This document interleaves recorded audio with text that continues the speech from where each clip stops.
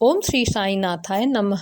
बाबा की कृपा से हम अध्याय 15 में पहुंच गए हैं। यदि आप मेरा वीडियो पहली बार सुन रहे हैं तो प्लीज़ सब्सक्राइब करें और कमेंट करके बताएं कि आपको मेरा पारायण कैसा लगा। ओम साई राम। अध्याय 15 नारदी कीर्तन पद्धत श्री चोलकर की शक्कर रहित चाय 2 छिपकलियाँ। पाठकों को स्मरण होगा कि छठे अध्याय के अनुसार शिरडी में रामनवमी उत्सव मनाया जाता था। यह कैसे प्रारंभ हुआ और पहले वर्ष ही इस अवसर पर कीर्तन करने के लिए एक अच्छे हरदास के मिलने में क्या क्या कठिनाइयाँ हुई, इसका वर्णन भी वहाँ किया गया है। इस अध्याय में दासगढ़ों की कीर्तन पद्धति का वर्णन होगा। नारदी की कीर्तन पद्धति। बहुधा हरदास कीर्तन करते समय एक लंबा अंग रखा और पूरी पोशाक पहनते हैं। वे सिर पर फेटा या साफा बांधते हैं और एक लंबा कोट तथा भीतर कमीज, कंधे पर गमछा और सदैव की भांति एक लंबी धोती पहनते हैं। एक बार गांव में कीर्तन के लिए जाते हुए दासगढ़ू भी उपयुक्त रीत से सज धज कर बाबा को प्रणाम करने पहुँचे। बाबा उन्हें देखते ही कहने लगे, अच्छा दूल्हा राजा, इस प्रकार बन ठन कर कहाँ जा रहे हो? उत्तर मिला कि कीर्तन के लिए। बाबा ने पूछा कि कोट, गमछा और फेटे, इन सब की आवश्यकता ही क्या है? इनको अभी मेरे सामने ही उतारो। इसे शरीर पर धारण करने की कोई आवश्यकता नहीं है। दासगढ़ों ने इन वस्त्रों को उतार कर बाबा के श्री चरणों में रख दिया। दासगढ़ों ने इन वस्त्रों को कभी नहीं पहना। वे सदैव कमर से ऊपर अंग खुले रखकर हाथ में करताल और गले में हार पहनकर ही कीर्तन किया करते थे। यह पद्धति यद्यपि हरदासों द्वारा अपनाई गई पद्धति के अनुरूप नहीं है, परंतु फिर भी शुद्ध तथा पवित्र है। कीर्तन पद्धति के जन्मदाता नारद मुनि कटी से ऊपर सिर तक कोई वस्त्र धारण नहीं करते थे। वे एक हाथ में वीणा लेकर हर कीर्तन करते हुए त्रिलोक में घूमते थे। श्री चोलकर की शक्कर रहित चाय। बाबा की कीर्त पूना और अहमदनगर जिलों में फैल चुकी थी, परंतु श्री नाना साहेब चंदोरकर के व्यक्तिगत वार्तालाप तथा दासगढ़ों के मधुर कीर्तन द्वारा बाबा की कीर्त कोंकण बम्बई प्रांत में भी फैल गई। इसका श्रेय केवल श्री दासगढ़ों को ही है। भगवान उन्हें सदैव सुखी रखे। उन्होंने अपने सुंदर प्राकृतिक कीर्तन से बाबा को घर घर पहुंचा दिया। श्रोताओं की रुचि प्रायः भिन्न भिन्न प्रकार की होती है। किसी को हरिदासों की विद्वता, किसी को भाव, किसी को गायन तो किसी को चुटकुले तथा किसी को वेदांत विवेचन और किसी को उनकी मुख्य कथा ही रुचिकर प्रतीत होती है।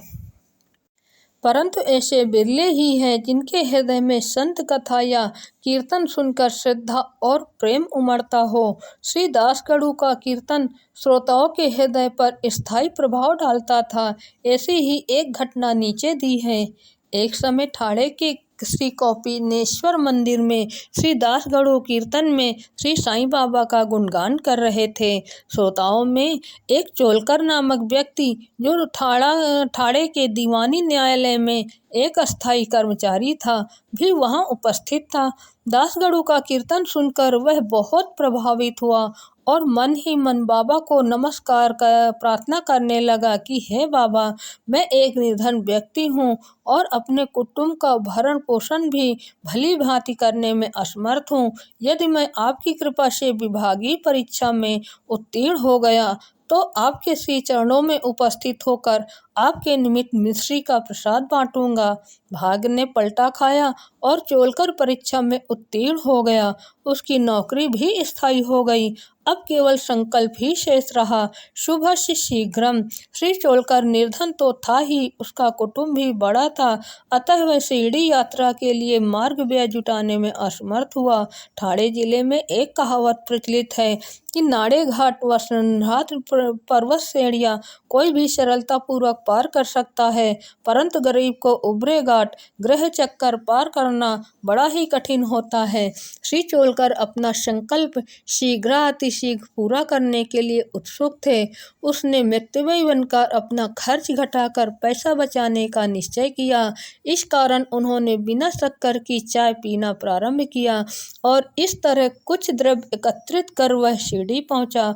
उन्होंने बाबा के दर्शन कर उनके चरणों पर गिरकर नारियल भेंट किया तथा अपने संकल्पानुसार श्रद्धा से मिश्री वितरित की और बाबा से बोला कि आपके दर्शन से मेरे हृदय को अत्यंत प्रसन्नता हुई है।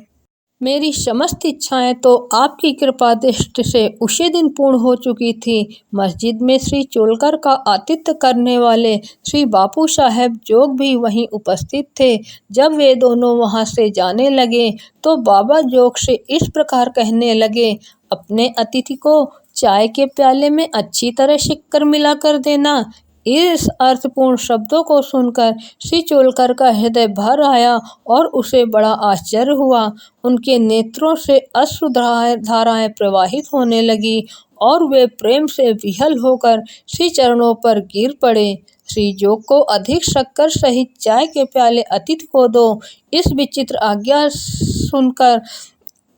विचित्र आज्ञा सुनकर बड़ा कौतूहल हो रहा था कि यथार्थ में इसका अर्थ क्या है। बाबा ने उन्हें संकेत किया था कि वे शक्कर छोड़ने के गुप्त निश्चय से भली भांति परिचित हैं। बाबा का यह कथन था कि यदि तुम श्रद्धा पूर्वक मेरे सामने हाथ फैलाओगे तो मैं सदैव तुम्हारे साथ रहूंगा।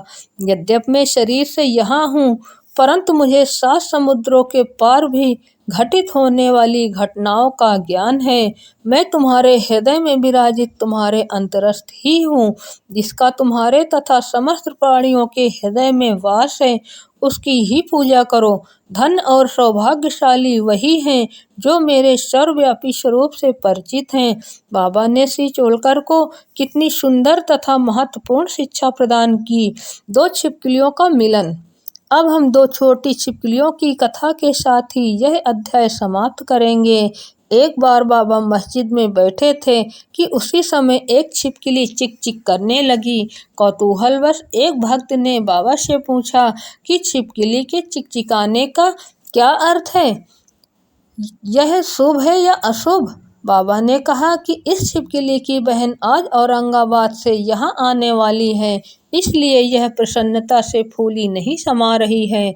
वह भक्त बाबा के शब्दों का अर्थ न समझ सका, इसलिए वह चुपचाप वहीं बैठा रहा। इसी समय औरंगाबाद से एक आदमी घोड़े पर बाबा के दर्शनार्थ आया। वह तो आगे जाना चाहता था, परंतु घोड़ा अधिक भूखा होने के कारण बढ़ता ही न था। तब उसने चना लाने एक थैली निकाली और धूल झटकारने के लिए उसे भूमि पर पटकारा तो उसमें से एक छिपकली निकली और सबके देखते ही देखते वह दीवार पर चढ़ गई। बाबा ने प्रश्न करने वाले भक्त से ध्यानपूर्वक देखने को कहा। छिपकली तुरंत ही गर्व से अपनी बहन के पास पहुंच गई थी।